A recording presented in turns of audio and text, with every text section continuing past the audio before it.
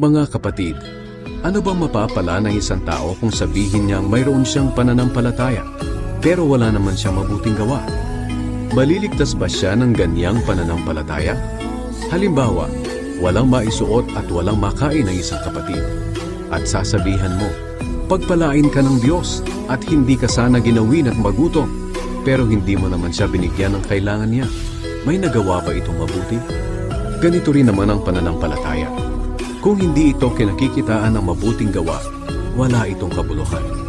Kung talagang may magsasabi, may pananampalataya ako, at ikaw naman ay may mabuting gawa, ito naman ang isasagot ko. Paano ko makikita ang pananampalataya mo kung wala ka namang mabuting gawa? Ipapakita ko sa iyo na may pananampalataya ako sa pamamagitan ng mabuti kong gawa. Naniniwala ka na may iisang Diyos? Mabuti yan. Pero kahit ang masasamang espiritu man ay naniniwala rin at nanginginig pa nga sa takot. Ikaw na walang pangunawa, gusto mo bang patunayan ko na walang kabuluhan ang pananampalataya kung walang mabuting gawa? Hindi ba't itinuring na matuwid ng Diyos ang ninuno nating si Abraham dahil sa mabuting niyang gawa nang ihandog niya sa altar ang anak niyang si Isaac? Makikita mo na ang pananampalataya niya ay may kasamang mabuting gawa. Naipakita na tunay ang pananampalataya niya sa pamamagitan ng mabuting gawa.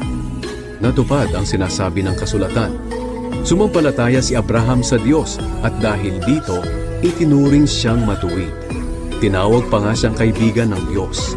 Dito niyo makikita na itinuturing na matuwid ng Diyos ang tao dahil sa mabuti nitong gawa at hindi dahil sa pananampalataya lamang. Ganoon din si Rahab, ang babaeng bayaran.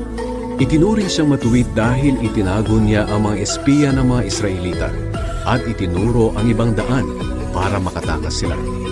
Kung paanong patay ang katawang walang espiritu, patay din ang pananampalataya kung walang mabuting gawa.